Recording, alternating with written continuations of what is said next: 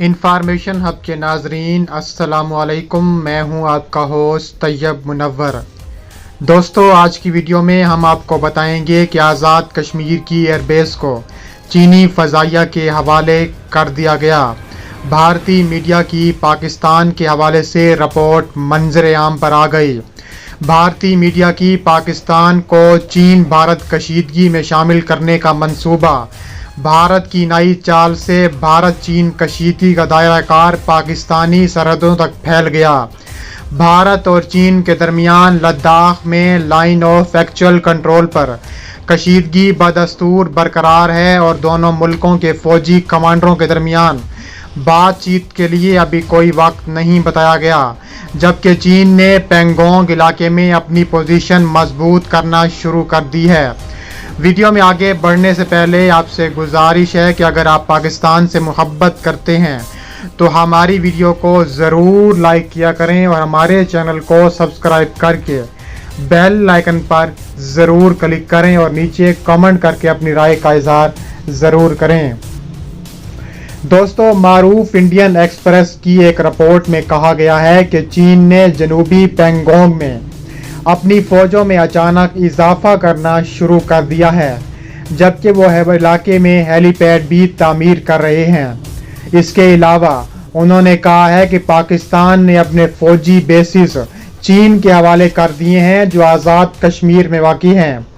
Line of actual control के साथ साथ 23 तरीन चीनी लड़ाका तैयारे और हेलीकॉप्टरों की सरगर्मियों के दरमियान हिंदुस्तानी मुसल्लह अफवाज ने मशरकी लद्दाख सेक्टर में अपने जदीद तरीन ज़ाहिर करने वाले ज़मीन से ज़मीन तक मार करने वाले दिफाई निज़ाम को भी तैनात कर दिया है। इस शोबे में जारी तामीर के एक हिस्से में हिंदुस्तानी फ़ौज हिंदुस्तानी फ़ज़ाइया दोनों की फ़ज़ाई दिफाई निज़ाम को सेक्टर में तैनात किया गया है ताकि वहां चीनी फ़ज़ाइया के लड़ाका तैयारों या पीपल्स लिबरेशन आर्मी के हेलीकॉप्टरों को किसी किस्म की परेशानी से बचाया जा सके। पिछले 2 हफ्तों में चीनी अफवाज ने सखोई 30 जैसे भारी हथियार और उसके स्ट्रेटेजिक बमबारों को आज़ाद कश्मीर में पहुंचाना शुरू कर दिया था, जिनका पता चल रहा है कि वो इस हदूद से 10 किलोमीटर फासले को बरकरार रखते हुए हिंदुस्तानी इलाके के करीब उड़ान भरते हैं। हिंदुस्तान की तरफ से दावा किया जा रहा है कि हिंदुस्तान को जल्द ही एक ऐसे दोस्त मुल्क से इंतहाई काबिल दिफाई निज़ाम मिल रहा है जिससे तैनात कर सकते हैं और वहां पर किसी भी दुश्मन से बचने के लिए पूरे इलाके का ख्याल रखा जा सकता है। दूसरी जानिब चीनी हेलीकॉप्टर में हिंदुस्तानी लाइन ऑफ एक्चुअल कंट्रोल की बेहतरीन परवास कर रहे हैं, जिनमें सबसे खतरनाक दौलत बेग ओल्डी सेक्टर वादी गलवान में गर्दिश करने वाले इलाके patrolling point 14, patrolling point 15, patrolling point 17 और पेट्रोलिंग पॉइंट 17A और हॉट स्प्रिंग शामिल हैं। इसके साथ ही पेंगोंग, सो और फिंगर एरिया भी शामिल हैं जो चीन और भारत के दरमियान मुतनाज़े इलाके के हवाले से शामिल हैं। यहाँ आपको ये भी बताते चलें कि स्याह चीन का मतलब है सफ़ेद पत्थरों का सहरा दुनिया के बुलंद तरीन और दुश्वार गुजार पहाड़ी सिलसिलों में वाक़ई है।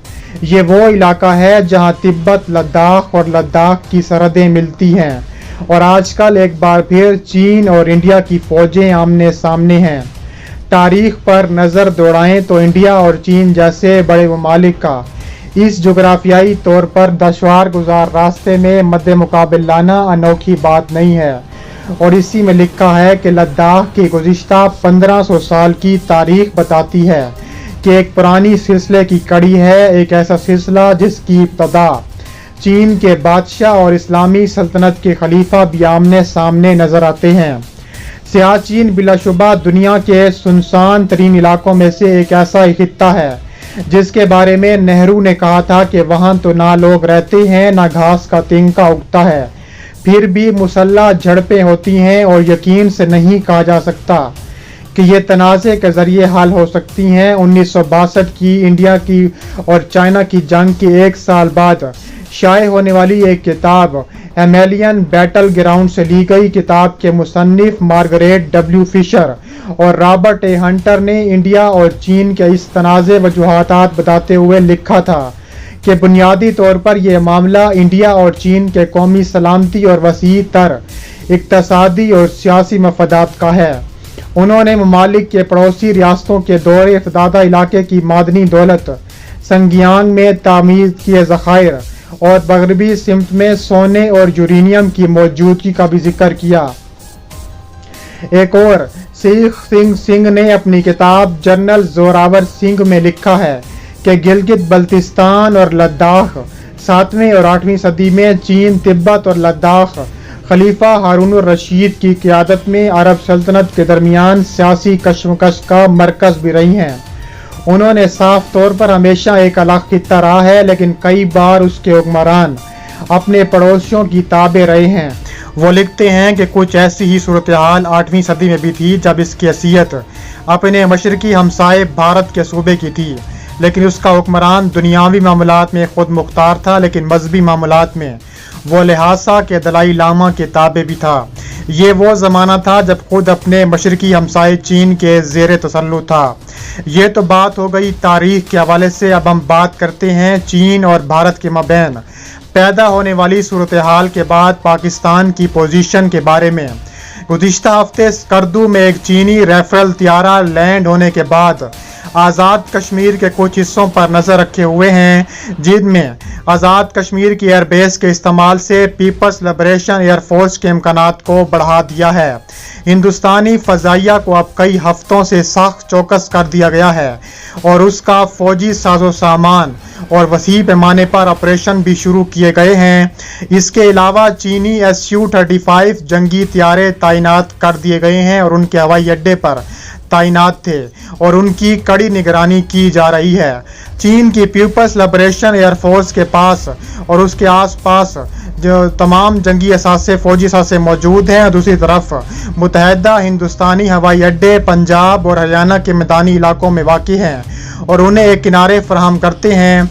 अगरचा पीपल्स लिबरेशन एयरफोर्स हवाई टैंकरों की तैनाती करके ऊंचाई की मंजिलें तय कर सकता है, लेकिन हिंदुस्तानी फौजियों को यह भी खतरा है कि इसके आज़ाद कश्मीर और चीनी अवाम में किए जा सकते हैं। ज़राए के मुताबिक स्कर्दू एयरबेस पर महदूद सरगर्मियाँ देखी जा सकती हैं और कुछ दिन पहले पीपल्स लिबरेशन आर्मी फौज का IS-17 को वहां देखा गया था। इसके अलावा वो पाक फ़ज़ाइया के अफसरान स्पोर्ट तैयारे में भी शामिल थे, इसलिए इससे 100 किलोमीटर दूर वाक़ई है और हाल ही में पाकिस्तान ने इसकी तौसीक का ऐलान किया है।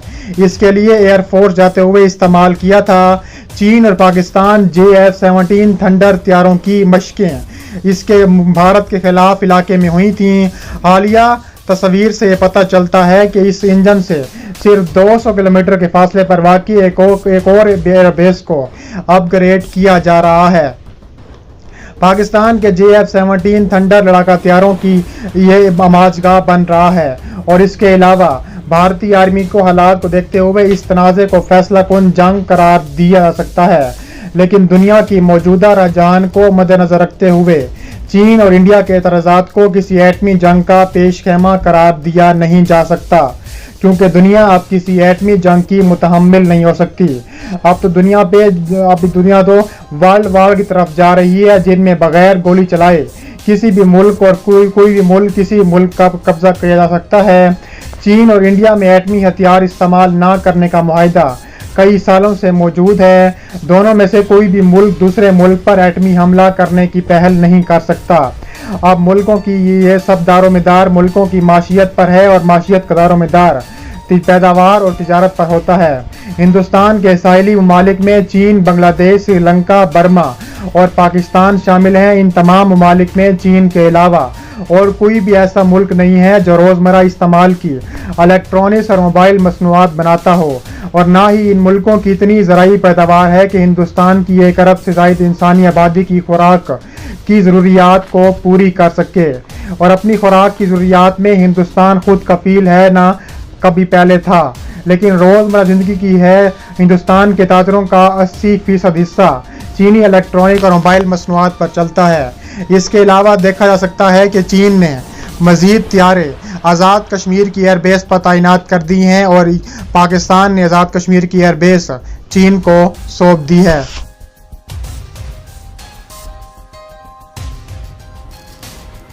پر بھی ضرور فالو کریں۔